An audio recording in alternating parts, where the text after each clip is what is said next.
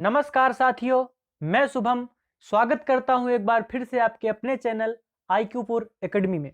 तो आज हम बात करेंगे आधुनिक इतिहास की, साथ ही एनसीईआरटी के उन फैक्टों को भी देखते हुए चलेंगे जो परीक्षा की दृष्टि से काफ़ी महत्वपूर्ण हो जाते हैं। तो आपका अनमोल समय व्यर्थ न करते हुए बढ़ते हैं अपने क्लास की ओर। आधुनिक भारत एनसीईआरटी आधारित, जी हाँ, आधुनिक भारत की हमारी पहली क्लास होगी जिसमें बात करेंगे हम मुगलों के पतन से, जिसमें हमारा पहला पॉइंट हो जाता है कि 1707 ईस्वी में अहमदनगर में औरंगजेब की मृत्यु हो गई, जिसके पश्चात मुगल साम्राज्य का पतन हो गया। जी हाँ, औरंगजेब की मृत्यु के पश्चात मुगल साम्राज्य का पतन हो जाता है 1707 ईस्वी में।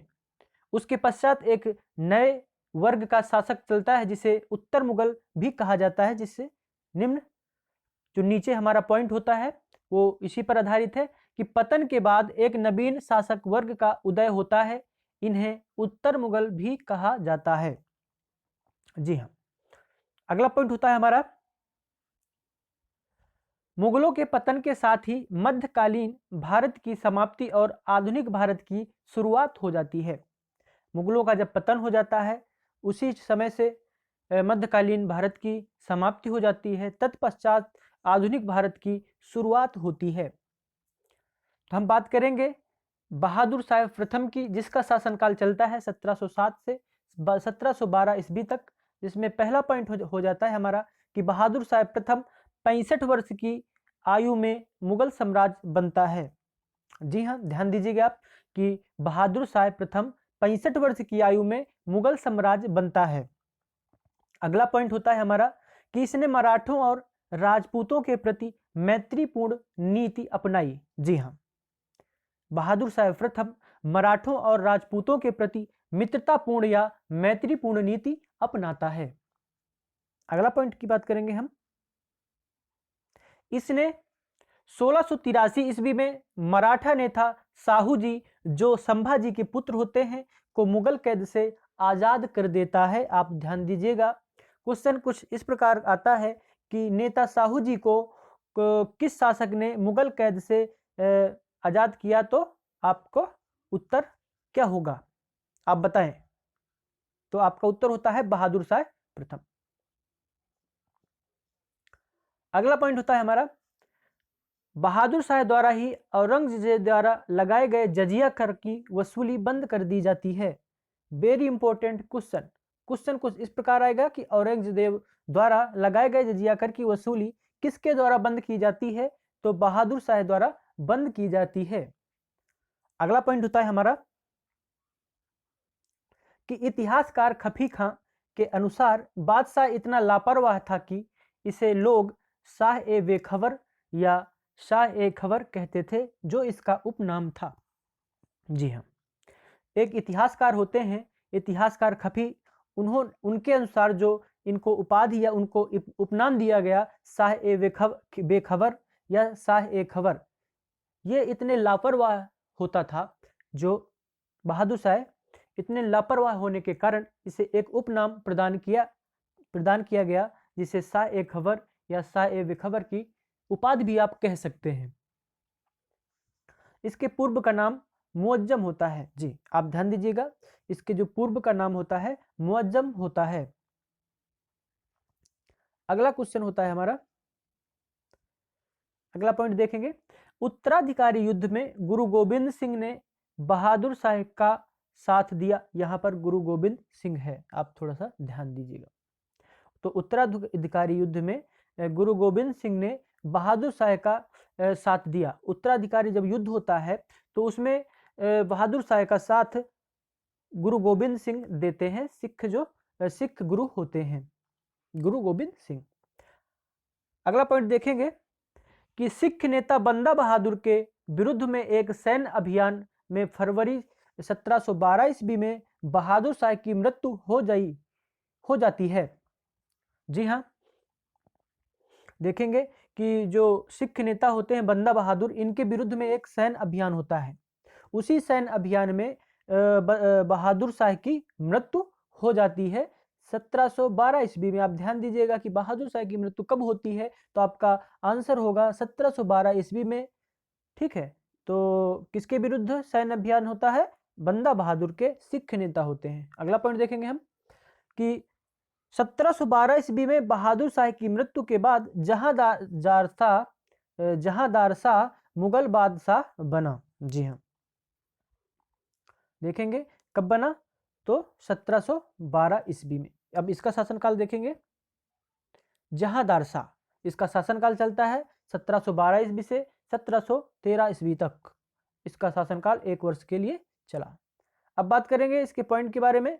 तो उत्तराधिकारी के युद्ध में बहादुर शाह का पुत्र जहांदार शाह अपने भाई अजीज उस शान और रफी उस शान तथा जहान शाह की हत्या कर मुगल सिंहासन पर बैठता है। आप ध्यान दीजिएगा, जहांदार शाह किसकी हत्या करके सिंहासन पर बैठता है? अपने भाई अजीज उस शान और रफी उस शान तथा जहान शाह की हत्या कर सिंहासन पर बैठता है। तो जहांदार शाह किसका पुत्र होता है? बहादुर शाह का पुत्र होता है। बात करेंगे आगे कि शक्तिशाली अमीर जुल्फिकार खां की मदद से जहांदार सिंहासन पाने में सफल हुआ और उसने अपना वजीर नियुक्त किया। जो तब के अमीर हुआ करते थे जुल्फी खां, उसकी मदद से जहांदार शाह सिंहासन पाने में सफल हो जाता है तथा उसको अपना वजीर नियुक्त कर देता है। आगे बात करेंगे। जहांदार ने अमेर के राजा सवाई राजा जय सिंह को मिर्जा की उपाधि के साथ मालवा का सूबेदार बना देता है। जहांदार शाह अमेर के जो सवाई राजा जय सिंह होते हैं उनको मिर्जा की उपाधि देते हैं और साथ ही मालवा का सूबेदार बना देते हैं। आप ध्यान देंगे। अगला पॉइंट होता है हमारा, यह एक अयोग्य शासक था, उस पर एक वेश्या का अत्यधिक प्रभाव था जिसका नाम लाल कुमारी था। इसे लापरवाह या लंपट मूर्ख भी कहा जाता है। वेरी इंपॉर्टेंट क्वेश्चन, लंपट मूर्ख किस शासक को कहा जाता है? जहांदार शाह को कहा जाता है। अब ध्यान देंगे। अगला पॉइंट होता है हमारा, जहांदार शाह के भाई अजीज उस्सान के पुत्र फर्रुख सियर ने सैयद बंधुओं की सहायता से फरवरी 1713 ईस्वी में जहांदार शाह की हत्या कर देते हैं।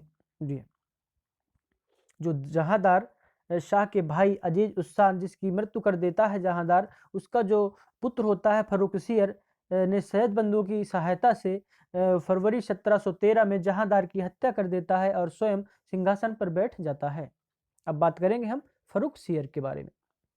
तो फर्रुख सियर 1713 ईस्वी से 1719 ईस्वी तक इसका शासनकाल चलता है।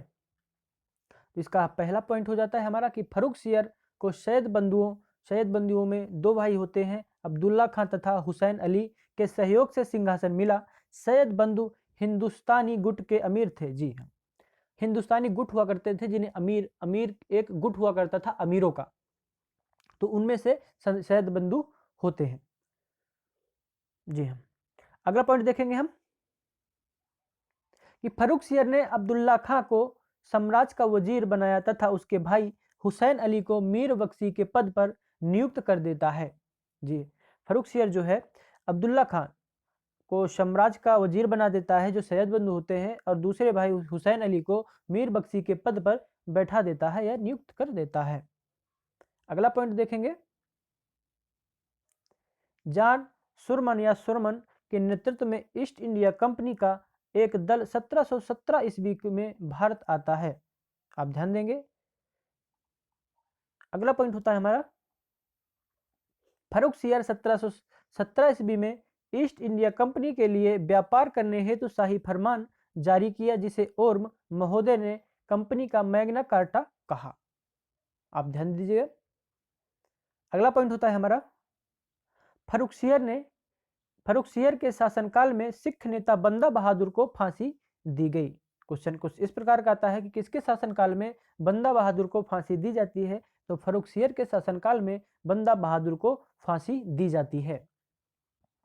आगे बात करेंगे, सैयद बंधुओं ने पेशवा बालाजी विश्वनाथ से 1719 ईस्वी में दिल्ली की संधि करके मराठों एवं अजीत सिंह की सहायता से फर्रुख सियर को अंधा करवा उसकी हत्या कर दी।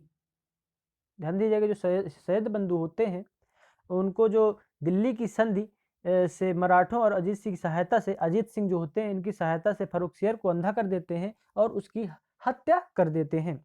अगला पॉइंट देखेंगे हम कि फर्रुखसियर की हत्या और मोहम्मद शाह के बादशाह बनने के बीच सैयद बंधुओं ने क्रमशः रफ़ी उद दौला एवं रफ़ी उद दर्जात को मुगल बादशाह बनाते हैं। जी, फर्रुखसियर की हत्या के पश्चात कुछ समय तक रफ़ी उद दौला एवं रफ़ी उद दर्जात का शासनकाल चलता है, मोहम्मद शाह के शासनकाल से पहले। आप थोड़ा सा ध्यान देंगे। अब बात करेंगे हम मोहम्मद शाह के बारे में। तो मोहम्मद शाह, इसका कार्यकाल देखेंगे 1719 से 1748 तक इसका कार्यकाल चला। इसका पहला पॉइंट हो जाता है, सैयद बंधुओं के सहयोग से 1719 में रोशन अख्तर मोहम्मद शाह की उपाधि के साथ राज सिंहासन पर बैठता है।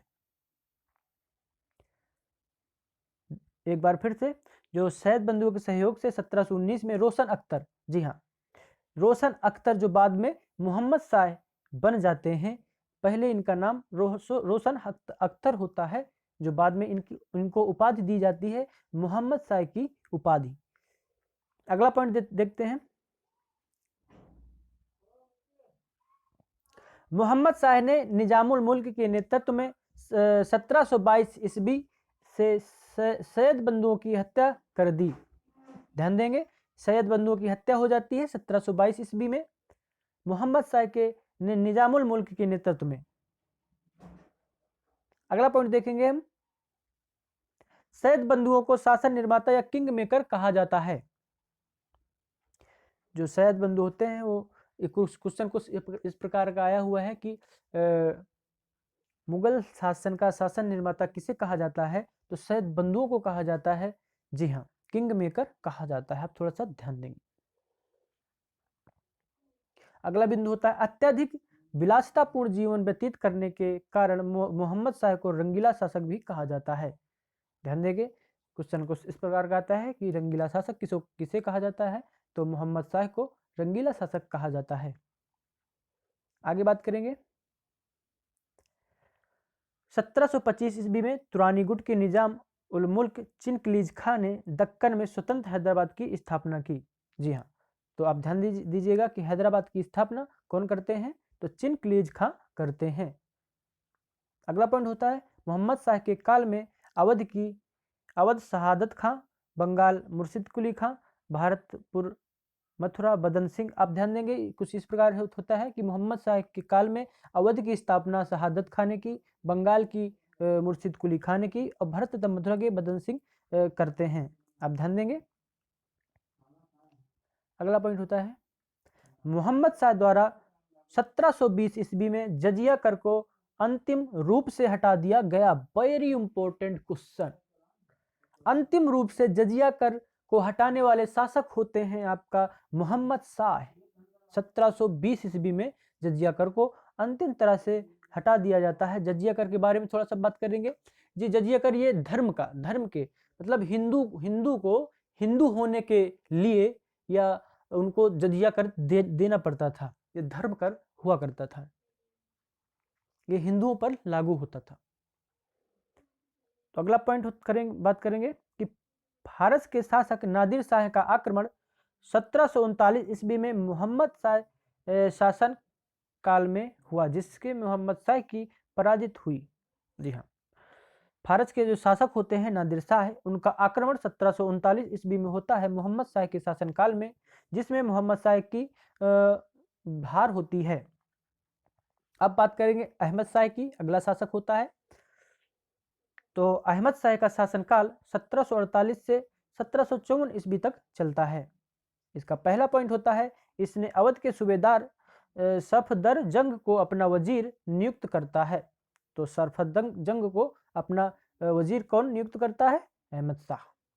अगला पॉइंट बात करेंगे कि अहमद शाह ने राजमाता उधमबाई को बिला ए आलम की उपाधि प्रदान की। एक बार फिर से, अहमद शाह ने राजमाता उधमबाई को बिला ए आलम की उपाधि प्रदान करते हैं। अगला पॉइंट की बात करेंगे, अहमद शाह के शासनकाल में अहमद शाह अब्दाली ने भारत पर 5 बार आक्रमण किया। क्वेश्चन कुछ इस प्रकार का आएगा, किसके शासनकाल में अहमद शाह अब्दाली ने 5 बार आक्रमण किया भारत पर? तो अहमद शाह के ही शासनकाल में। दोनों का नाम थोड़ा सा ध्यान दीजिएगा, यहाँ अहमद शाह है, वहाँ अहमद शाह अब्दाली है। आगे बात करेंगे हम। मराठा सरदार मल्हार राव की सहायता से इमाद उल मुल्क सफदरजंग को हराकर स्वयं वजीर बन जाते हैं। मराठा सरदार मल्हार राव की सहायता से इमाद उल मुल्क सफदरजंग को हराकर स्वयं वजीर बन जाते हैं। अगला शासक होता है हमारा आलमगीर द्वितीय, 1754 से 1759 ईस्वी तक इसका शासनकाल चलता है। इसका नाम होता है अजीजुद्दीन था। जी हाँ, इसका जो नाम होता है अजीजुद्दीन है। इसके शासनकाल में अहमद शाह अब्दाली ने दिल्ली पर 2 बार आक्रमण करते हैं। ध्यान देंगे आप। अब अगला शासक होता है हमारा शाह आलम द्वितीय, 1759 से 1806। तो इसका नाम होता है अली गौहर। जी हाँ, ध्यान देंगे आप, इनका नाम होता है अली गौहर। इसके समय में पानीपत का तृतीय युद्ध 1761 तथा बक्सर का युद्ध 1764 होता है। जी हाँ, तो आप यहाँ से 2 क्वेश्चन बनते हैं कि पानीपत का तृतीय युद्ध 1761 में होता है तथा बक्सर का युद्ध 1764 में होता है। आप ध्यान देंगे। अगला पॉइंट देखेंगे।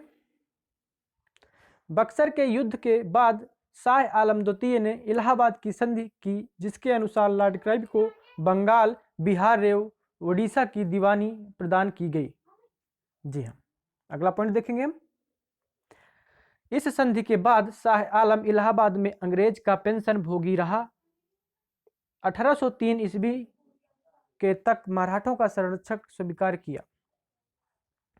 इस संधि के पश्चात जो है शाह आलम पेंशन भोगी, मतलब पेंशन पर अंग्रेज इसे पेंशन दिया करते थे और इसके जितने भी क्षेत्र जहां तक इसका शासन था वहां पर अपना कब्जा मतलब अपना कार्य किया करते थे, अपना शासन किया करते थे अंग्रेज, और इनका इसको पेंशन दिया करते थे। और 1803 में 3 तक ये मराठों के संरक्षण मतलब मराठों के अधीन या उनकी सहायता पर रहा। अगला पॉइंट होता है हमारा शाह आलम द्वितीय के समय अंग्रेजों ने दिल्ली पर अधिकार कर लिया। 1803 की बात हो रही है।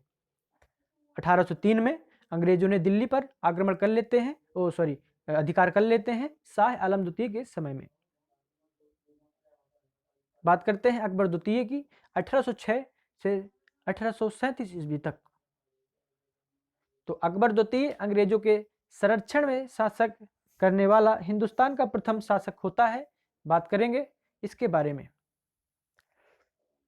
तो भारत का प्रथम शासक होता है जो अंग्रेजों के संरक्षण में अपना शासक करता है, ये अकबर द्वितीय होता है। आप थोड़ा सा ध्यान देंगे। इसने राजा राम मोहन राय को राजा की उपाधि प्रदान की। तो क्वेश्चन कुछ इस प्रकार का आता है कि राजा राम मोहन राय को राजा की उपाधि कौन प्रदान करते हैं? तो अकबर द्वितीय प्रदान करते हैं। बहादुर शाह द्वितीय 1837 से 1862 तक इनका शासनकाल चलता है।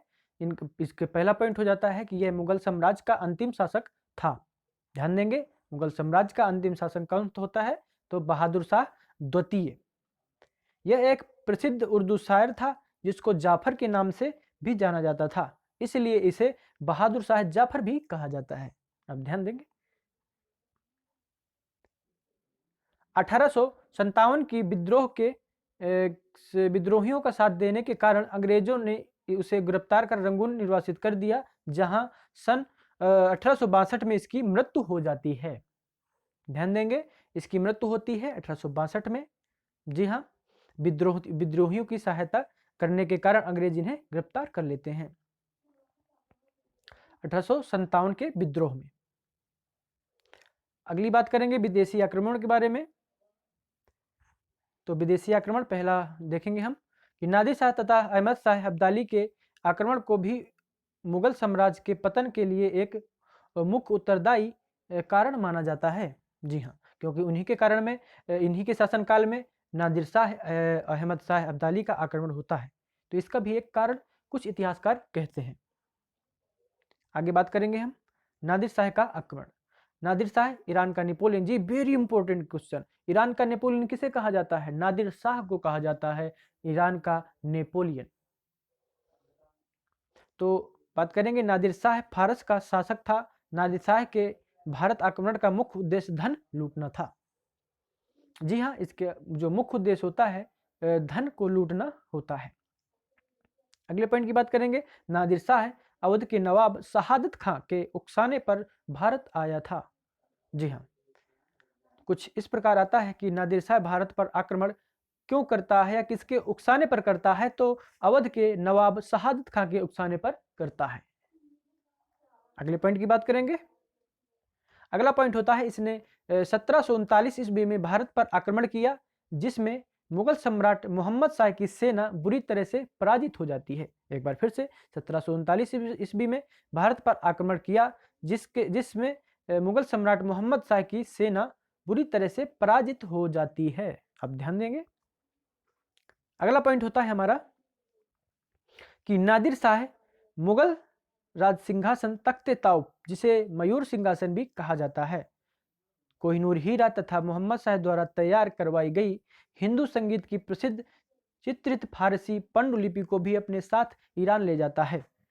तो देखेंगे नादिर शाह अपने साथ क्या क्या ले जाता है? तख्ते ताउफ, जिसे मयूर सिंहासन भी कहते हैं, कोहिनूर हीरा और मोहम्मद शाह द्वारा तैयार की गई हिंदू संगीत की प्रसिद्ध चित्रित फारसी पांडुलिपि को भी अपने साथ ईरान ले जाता है, जिसे फारस भी कहते हैं। अगला पॉइंट हो जाता है हमारा कि इसके विषय में कहा जाता है कि इसने लूट से इतना धन इकट्ठा कर लिया कि उसने 3 वर्ष तक अपनी प्रजा पर कोई कर नहीं लगाया। जी हाँ, इतना धन लूट के इकट्ठा कर लेता है कि 3 वर्ष तक अपनी प्रजा पर कोई कर नहीं लगाता है। आगे बात करेंगे हम अहमद शाह अब्दाली का आक्रमण। तो नादिर शाह के बाद उसका उत्तराधिकारी जो बनता है अहमद शाह अब्दाली, कंधार का स्वतंत्र शासक बनता है, जिसने काबुल को जीतकर आधुनिक अफगान राज्य की नींव रखी या स्थापना की। आप ध्यान रखेंगे। अगला पॉइंट होता है 1757 में वह दिल्ली आया और उसने मथुरा तथा आगरा तक लूट मार की। 1757 में वो दिल्ली आता है और उसने मथुरा तथा आगरा तक लूट मार करता है। अगला पॉइंट देखते हैं हम कि पानीपत का तृतीय युद्ध अहमद शाह अब्दाली व मराठों के बीच 1761 में हुआ, जिसमें मराठों की हार होती है। बहुत इंपॉर्टेंट क्वेश्चन है, आप ध्यान दीजिएगा कि पानीपत का तृतीय युद्ध कब होता है? 1761 में होता है। किन किन के बीच होता है? अहमद शाह अब्दाली और मराठों के बीच होता है। किसकी हार होती है? तो आपकी मराठों की हार होती है। जीत किसकी होती है? अहमद शाह अब्दाली की होती है। अगला पॉइंट देखते हैं हम 1763 ईस्वी में छठी बार अहमद शाह अब्दाली ने सिखों को सजा देने हेतु पंजाब पर पुनः आक्रमण किया। जी हाँ, ध्यान देंगे कि पंजाब पर पुनः आक्रमण कब करता है? 1763 ईस्वी में। अगला हमारा पॉइंट होता है पंजाब पर अंतिम आक्रमण मार्च 1767 में हुआ, जो असफल रहा। जी हाँ, ध्यान देंगे अंतिम आक्रमण के बारे में। और हमारा अगला पॉइंट होता है कि अहमद शाह अब्दाली को युग का मोती या दुर्रे दुरानी कहा जाता है। बहुत इंपॉर्टेंट, दुर्रे दुरानी किसे कहा जाता है? अहमद शाह अब्दाली को। अब देखेंगे हम एनसीईआरटी के फैक्ट, जिनके बारे में हम शुरुआत में बात की थी। साथ ही हम एनसीईआरटी के फैक्ट को देखते हुए चलने की बात। तो हमारा पहला फैक्ट होता है औरंगजेब की मृत्यु 3 मार्च 1707 ईस्वी को अहमदनगर में हुई, जिसके बारे में हमने उपरोक्त बात किया था। अगला पॉइंट होता है एनसीईआरटी का फैक्ट कि औरंगजेब की कब्रगाह दौलताबाद या औरंगाबाद महाराष्ट्र में स्थित है। जी हाँ, औरंगाबाद कहाँ है? महाराष्ट्र में। तो क्वेश्चन कुछ इस प्रकार का आता है कि औरंगजेब की कब्र कहाँ है? तो दौलताबाद, औरंगाबाद या महाराष्ट्र जो है। अगला पॉइंट होता है हमारा औरंगजेब की मृत्यु के पश्चात 52 वर्षों में 8 शासकों ने दिल्ली के सिंहासन पर शासन किया। जी हाँ, बिल्कुल सही है। बहादुर शाह प्रथम 1707, अगला पॉइंट जो होता है हमारा कि बहादुर शाह प्रथम 1707 से 1712 ईस्वी में औरंगजेब द्वारा लगाए गए जजिया कर को बंद कर देता है। बिल्कुल सही, हमने उपरोक्त इसके बारे में बात की थी। आगे बात करेंगे शुभंग चंद्र नामक एक चटुकार वजीर जुल्फिकार खां के समय अत्यंत प्रभावी था। ध्यान देंगे। लाल कुमार जहांदार शाह की प्रेम का थी। जी, लाल कुमारी या लाल कुंवर, जिसके बारे में हम उपरोक्त बात किए थे। रफीउद्दौला ने शाहजहां द्वितीय की उपाधि धारण की। ध्यान देंगे, जो रफीउद्दौला होते हैं शाहजहां द्वितीय की उपाधि धारण करता है। शाह आलम द्वितीय, अगला पॉइंट होता है कि शाह आलम द्वितीय का वास्तविक नाम अली गौहर होता है। बिल्कुल ध्यान देंगे आप, शाह आलम का द्वितीय नाम अली गौहर होता है। तो शाह आलम द्वितीय के समय अंग्रेजों ने 1803 ईस्वी में दिल्ली पर अधिकार कर लिया।